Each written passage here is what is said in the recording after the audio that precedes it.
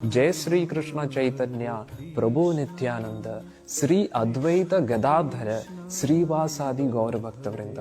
ഇത് 5 തത്വങ്ങൾ ഒരുമിച്ച് പറയുന്ന മന്ത്രമാണിത്. ഹരേ കൃഷ്ണ മന്ത്രം ജപിക്കുന്നതിന് മുമ്പേ ഒരു പ്രാവശ്യം ഈ ഒരു മന്ത്രം ജപിക്കുക. എന്നിട്ട് ഹരേ കൃഷ്ണ മന്ത്രം 108 പ്രാവശ്യം. രണ്ടാമത്തെ 108 ജപിക്കുമ്പോഴും ആദ്യത്തെ പഞ്ചതത്വ മന്ത്രം ഒന്നുകൂടെ ജപിക്കുക. എന്തിനെന്ന് ചോദിച്ചു കഴിഞ്ഞാൽ, ഈ പഞ്ചതത്വ മന്ത്രം ജപിക്കുമ്പോഴാണ് നമ്മൾ ഹരേ കൃഷ്ണ മന്ത്രം ജപിക്കാൻ യോഗ്യരാകുന്നത്. സത്യം പറഞ്ഞാൽ ഹരേ കൃഷ്ണ മന്ത്രം ജപിക്കാനും നമുക്ക് യോഗ്യതയില്ല. 108 പ്രാവശ്യം ഹരേ കൃഷ്ണ മന്ത്രം ജപിക്കാൻ എല്ലാവരെയും കൊണ്ടും പറ്റത്തില്ല.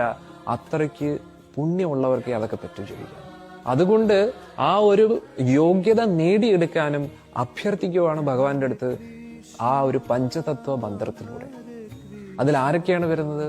സാക്ഷാൽ ചൈതന്യ മഹാപ്രഭു, ഭഗവാൻ കൃഷ്ണൻ തന്നെ, ശ്രീമതി രാധികയുടെ ഭാവത്തിൽ വന്ന അതേ കൃഷ്ണൻ തന്നെ ചൈതന്യ മഹാപ്രഭു, നിത്യാനന്ദ പ്രഭു എന്ന് പറയുന്ന സാക്ഷാൽ ബലരാമൻ, ഗുരുതത്വം, അദ്വൈത ആചാര്യൻ, ഞാൻ പറഞ്ഞു കാരണോദകശായ വിഷ്ണു, അദ്ദേഹത്തിന്റെ കാരുണ്യം കൊണ്ടാണ് ചൈതന്യ മഹാപ്രഭു ഈ ലോകത്തിലേക്ക് വന്നത്. അതുകൂടാതെ ഗദാധർ പണ്ഡിറ്റ്, അത് സാക്ഷാൽ ശ്രീമതി രാധിക തന്നെയാണ്. ശ്രീവാസ് ഠാക്കൂർ, നാരദ മഹർഷി, ഇവരുടെ അനുഗ്രഹം ഇല്ലെങ്കിൽ നമുക്ക് ഹരേ കൃഷ്ണ മന്ത്രം ജപിക്കാൻ തോന്നത്തേയില്ല. ഇതിൽ ഓരോ പഞ്ചതത്വത്തിലെ ഓരോ വ്യക്തിത്വത്തിനും ഓരോ പ്രത്യേകതയുണ്ട്. ഇപ്പം ശ്രീവാസ് ഠാക്കൂർ എന്ന് പറയുന്നത് സാക്ഷാൽ നാരദ മഹർഷിയാണ്. അദ്ദേഹത്തിന്റെ അനുഗ്രഹം കൊണ്ട് പരിശുദ്ധ നാമം നമുക്ക് ജപിക്കാൻ പറ്റും. പരിശുദ്ധ നാമം എന്ന് പറഞ്ഞാൽ എന്താണ്? ഭൗതിക ആഗ്രഹങ്ങളൊന്നും ഇല്ലാതെ ജപിക്കാൻ പറ്റും. അതുകൊണ്ട് നമ്മൾ ശ്രീവാസ് ഠാക്കൂറിന്റെ പേര് പറയുമ്പോൾ ആ ഭക്തിയെക്കുറിച്ച് നമ്മൾ ആലോചിക്കണം. ഗദാധർ പണ്ഡിറ്റ് സാക്ഷാൽ ശ്രീമതി രാധികയുടെ അനുഗ്രഹത്തിലെ ആ പരിശുദ്ധ നാമം ജപിച്ചുകൊണ്ട് നമുക്ക് ഭക്തിക്കുള്ള ഭാവം പ്രകടമാവത്തുള്ളൂ.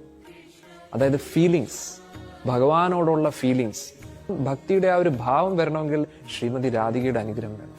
അതിനുശേഷം അദ്വൈത ആചാര്യ സാക്ഷാൽ കാരണോദകശായ വിഷ്ണുവിന്റെ അനുഗ്രഹത്താലെ ഭഗവാന്റെ വിഗ്രഹം ഭഗവാനിൽ നിന്നും വ്യത്യസ്തമല്ല എന്ന് നമുക്ക് മനസ്സിലാക്കാൻ പറ്റും.